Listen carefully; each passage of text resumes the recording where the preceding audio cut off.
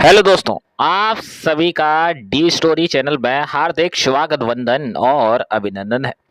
दोस्तों, कुछ दिनों से स्वास्थ्य खराब होने के कारण मैं आपके सामने मोटिवेशनल स्टोरियां नहीं रख पा रहा था, लेकिन आज फिर से लेके आ गया हूं एक ऐसी कहानी, जबरदस्त कहानी है जो आपके लिए प्रेरक है और आपके बच्चे और दोस्तों के लिए भी। तो शुरुआत करते हैं कहानी की। 20,000 का एक चक्कर, आत्म मूल्यांकन पर आधारित यह कहानी। एक बार की एक व्यक्ति कुछ पैसे निकलवाने के लिए बैंक में गया। जैसे ही कैशियर ने पेमेंट दी, कस्टमर ने चुपचाप उसे अपने बैग में रखकर और चल दिया। उसने 1,40,000 रुपए निकलवाए थे। उसे पता था कि कैशियर ने गलती से 1,40,000 रुपए देने की बजाय 1,60,000 रुपए उसे दे दिए हैं। लेकिन उसने ये आभास करते हुए कि उसने पैसे गिने ही नहीं और कैशियर की ईमानदारी पर उसे पूरा भरोसा है, चुपचाप पैसे रख लिए। इसमें उसका कोई दोष था या नहीं? पैसे बैग में रखते ही 20,000 अतिरिक्त रुपयों को लेकर उसके मन में उधेड़ बुनना शुरू हो गई। एक बार उसके मन में आया कि फालतू पैसे वापस लौटा दे, लेकिन दूसरे ही पल उसने सोचा कि जब मैं गलती से किसी को अधिक पेमेंट कर देता हूं तो मुझे कौन लौटाने आता है। बार बार मन में आया कि पैसे लौटा दे, लेकिन हर बार दिमाग कोई ना कोई बहाना या कोई ना कोई वजह दे देता पैसे ना लौटाने की। लेकिन इंसान के अंदर सिर्फ दिमाग ही नहीं होता साहब, दिल भी होता है और अंतर आत्मा भी होती है।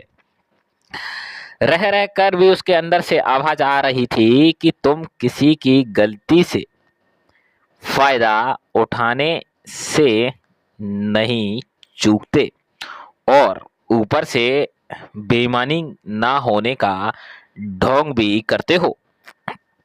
क्या ईमानदारी है? उसकी बेचैनी बढ़ती जा रही थी। अचानक ही उसने बैग में से 20,000 रुपए निकाले और जेब में डालकर बैंक की ओर चल दिया। उसकी बेचैनी और तनाव कम होने लगा था। वह हल्का और स्वस्थ अनुभव कर रहा था। वह कोई बीमार थोड़ी ही था, लेकिन उसे लग रहा था जैसे उसे किसी बीमारी से मुक्ति मिल गई हो। उसके चेहरे पर किसी जंग को जीतने जैसी प्रसन्नता व्याप्त थी। रुपए पाकर कैशियर ने चैन की सांस ली। उसने कस्टमर को अपनी जेब से 1,000 रुपए का नोट दिया, देते हुए कहा, भाई साहब, आपका बहुत बहुत आभार। आज मेरी तरफ से बच्चों के लिए मिठाई ले जाना, प्लीज मना मत कर। भाई, आभारी तो मैं हूं आपका, और आज मिठाई भी मैं ही आपको खिलाऊंगा। कस्टमर ने ऐसा बोला। कैशियर ने पूछा, भाई साहब, आप किस बात का आभार प्रकट कर रहे हो और किस खुशी में मिठाई खिला रहे हो? कस्टमर ने जवाब दिया, आभार इस बात की 20,000 के चक्कर ने मुझे आत्म मूल्यांकन का अवसर प्रदान किया। आपसे ये गलती ना होती तो ना तो मैं ये द्वंद में फंसता और ना ही उससे निकल कर अपनी लोभ वृत्ति पर काबू पाता। यह बहुत मुश्किल काम था। घंटों के द्वंद के बाद ही मैं जीत पाया। इस दुर्लभ अवसर के लिए आपका आभार। दोस्तों, कहाँ तो वो लोग हैं जो अपनी ईमानदारी का पुरस्कार पुरस्कार और प्रशंसा पाने का अवसर नहीं चूकते, और कहाँ वो जो औरों के पुरस्कृत करते हैं, ईमानदारी का कोई पुरस्कार नहीं होता है।